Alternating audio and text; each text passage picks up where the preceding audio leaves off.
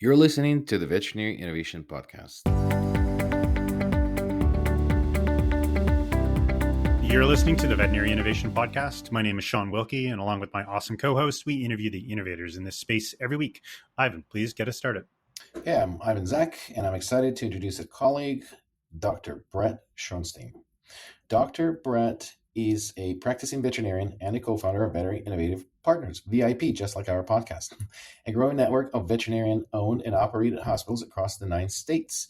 Previously an investment banker in New York City, he left the industry to follow his true passion of becoming a small animal veterinarian. Combining his financial expertise with veterinary training, Dr. Shorenstein focuses on cultivating a positive workplace culture and reigniting fellow veterinarians' passion for their work. Brett, welcome to the show. Thank you for finding the time. Thanks very much for having me. Question on the career path. Tell me how an investment banker says, I don't want to do this anymore. I want to be a vet. So one of my good friends likes to call it a love story, and I'd say that's pretty accurate. I grew up in New York City, always wanted to be a veterinarian, and then sort of took the easy choice of a path in undergraduate in finance and management, and a summer job in investment banking that led to a full-time job offer that was hard to pass up. And it didn't take me long, because on the third day of being a full-time investment banker, the head of real estate investment banking gave this amazing speech. And he said, don't get me wrong, I love making money, but this is my passion, and I love putting these deals together. So I literally went on my company-provided BlackBerry. It was a BlackBerry at the time. I went on that company-provided BlackBerry and looked up what I needed to do to go to veterinary school. So it was really at that moment I felt that choking feeling and knew that I had made a mistake. And I certainly now know to live by the adage of it's never too late to be what you might have been. That's totally awesome. And I think this is a first. I think you're the first investment banker turned veterinarian that we've had on the show, or that I've even heard about. So this could be a very interesting conversation. So we get where you're coming from. Thanks for the story. Thanks for the love story. Let's talk about Veterinary Innovative Partners. What do you guys do? How did it start? Let's start there. Sure. So sort of the rest of my story leads to the path towards Veterinary Innovative Partners. So I can tell it quickly. After deciding to change careers, I did a post-bac for the pre-veterinary courses, and then went to Penn Vet and an internship at Animal Medical Center. And it was after that I was working at a large corporate practice on the Upper East Side of Manhattan, and learned some of the things that can be good about corporate medicine, and then some of the reasons that corporate veterinary medicine might get a bad name in some cases. And so after working for close to 2 years in that job, I decided there had to be a better way. And so I bought my first practice towards the end of 2017 called Abingdon Square Veterinary Clinic, and focused on the right things, in my opinion. Focused on the culture, focused on the standards of care, focused on updating the technology in the practice. But most of all, the focus was on those providing the care for the pets. And I knew that if I provided great care for the team members, that they would in turn provide great care for the pets. And that's really what we're all in it for. And that's certainly why I changed careers. After growing my original baby, Abingdon Square, significantly from doctor count and patient volumes, I spoke to my mentors, who are now my veterinarian partners in Veterinary Innovative Partners, my 3 other co-founders. They were my mentors at the time. And I said, hey, you guys have about 6 hospitals each, over 25 years, and run them like a small business. It's not so small. Mine is a small business, and I run it as such. And I think we could be something different. I think we could be what people are looking for in this industry, whether it's those that are looking to sell their hospital to safe, trusted hands that will run it, keeping their legacy in mind and making them proud of where they've transitioned all of their patients and their team members. And then also work towards being a destination employer, an employer of choice, and People have seen companies put revenue numbers on the wall and say, you got to meet these and you'll get $50 at the end of the month. To me, that's not the way to build a strong culture. And to me, that's not what we're here for. And so the idea was to run our company counter to that and focus on the people and focus on the pets. And of course, keep profitability in mind, but we're very much of the belief that the business part follows. Ultimately, if you run it the right way, that the hospital will do well. So that was the concept. We came together and started buying hospitals together almost as like a little side project, and loved working together, and had a lot of happy sellers and associate veterinarians and support staff, and kind of grew into what we are today. So what is the secret sauce? So what is behind Veterinary Innovative Partners? What is innovative? When your general pitch when you raise capital, let's say, if that's what you do to acquire hospitals, what is that secret sauce? Because there's so many groups right now, and it's really hard to stand out. But I've seen your guys' names a couple times in the headlines. So what is that secret sauce that you're proud of, and then you say this is how we're different? Yeah, part of the innovative concept to me is almost a little tongue in cheek. To me, what's innovative is using common sense. We like to consider ourselves that is innovative in our industry. I agree. Yeah, I mean that can be innovative. So that's one of the ways we're innovative in that.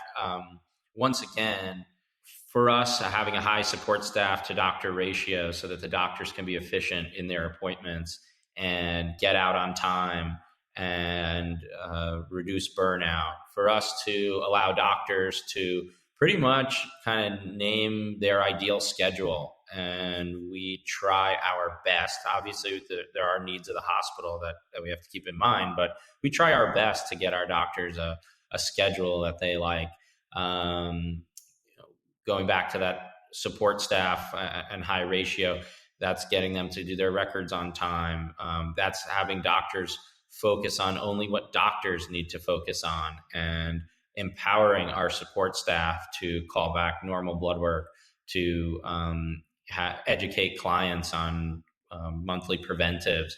So things that can take a lot of time for doctors, and those 5 minutes saved from every single patient, that can be the difference of going home on time and not. And so I think that's innovative. The other area is we're always looking to upgrade technology. And so right now we're looking heavily and testing a lot of different AI companies as far as AI note-taking and summarizing records and client handouts. And so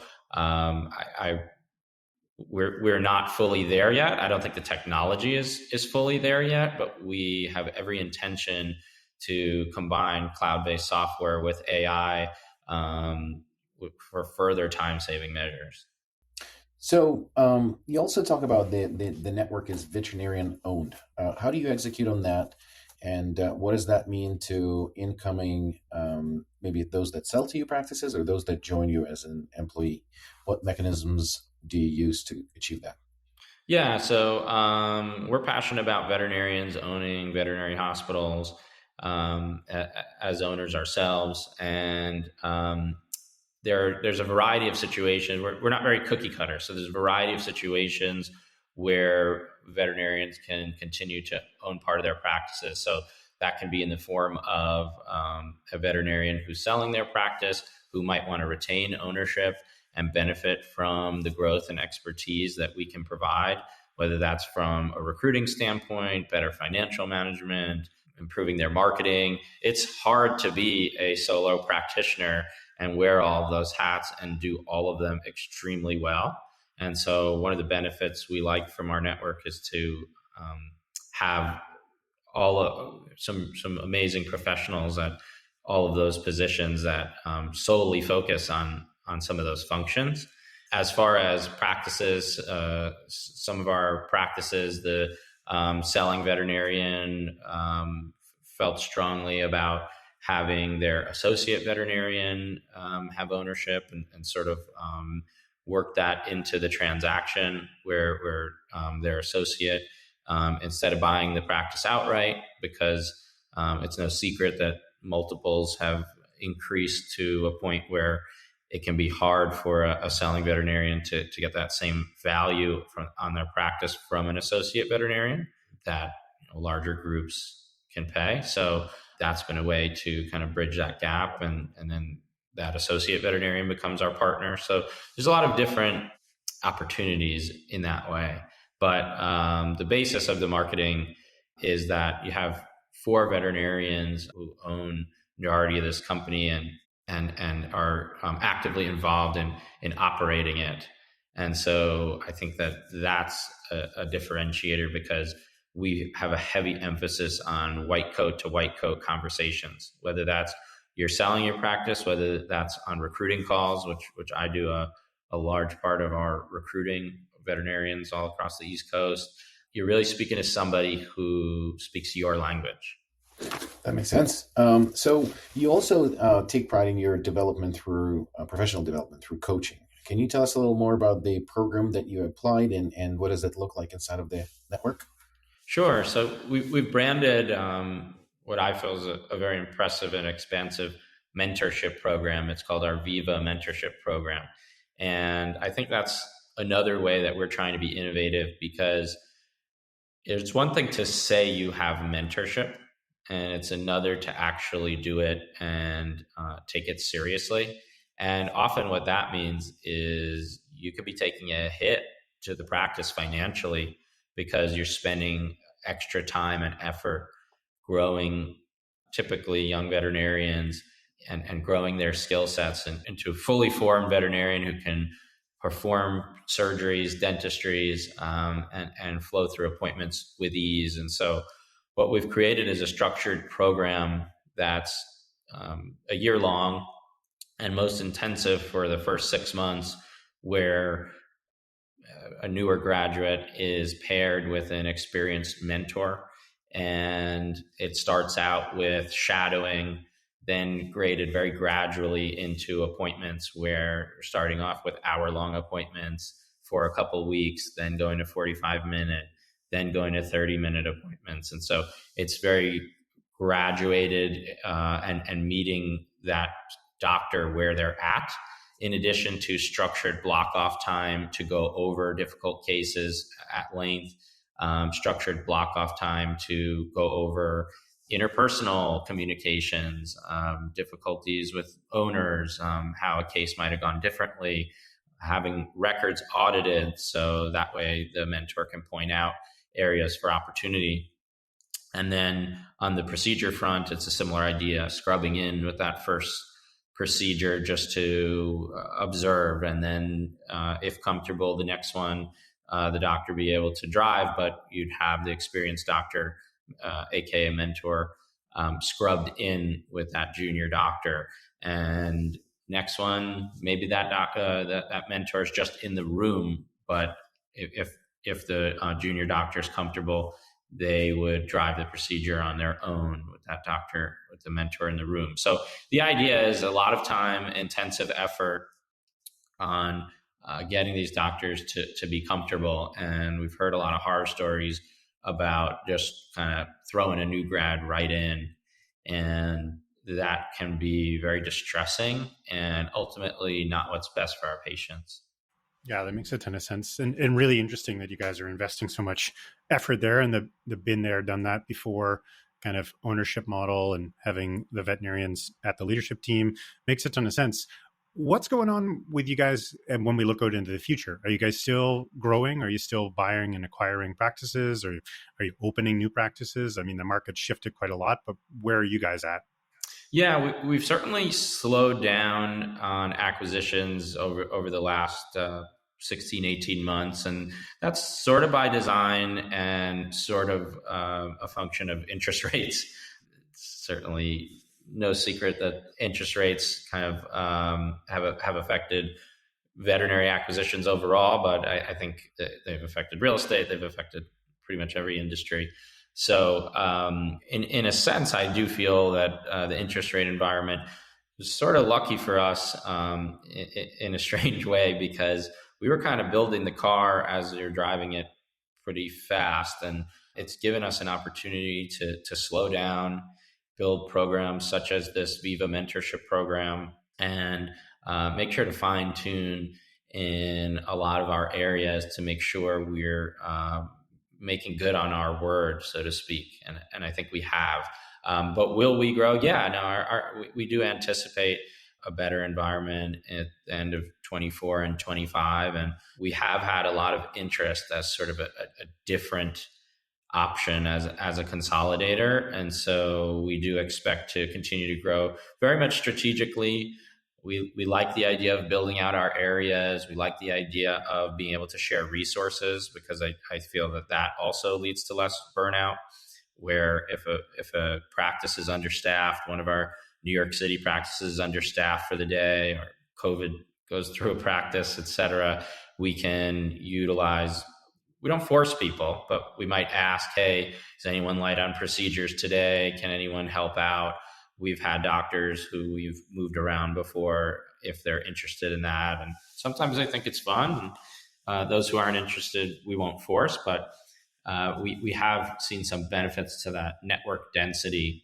We also like the density because it's an opportunity for training.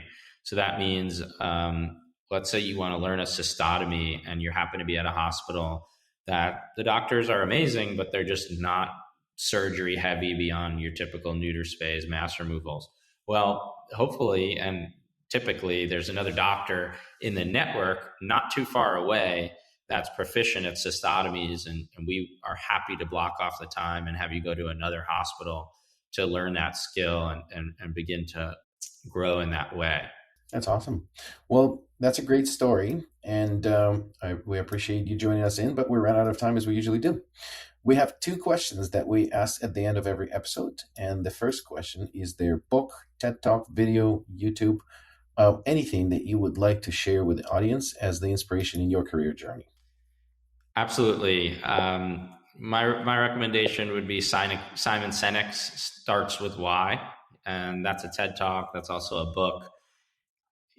He really taps into that fundamental human need for purpose and meaning, and it certainly aligns with my actions and values. And I think especially veterinary medicine, the why is pretty easy to tap into. And that being said, sometimes it's forgotten, and can contribute to burnout and mental health issues. And so if we kind of remember the why behind our actions, and when we have that difficult owner or difficult situation, if we remember the why, it can certainly lead to greater fulfillment and success.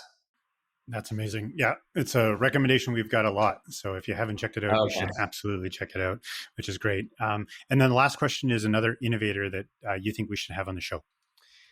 I think my friend, Dr. Alex Schechter, who started his own practice, he was practicing in New York City and then started his own practice in Michigan. And he's experimenting with some unique options like remote reception and things like that. I believe he even had a remote greeter with a computer screen at the front. And his practice has grown tremendously in just over a year. So I think he'd be a lot of fun to chat with. Thank you so much for listening to the Veterinary Innovation Podcast. If you want to hear about our new episodes, please follow us on any social media channel. Also, you can check out our website at veterinarynnovationpodcast.com. See you next week.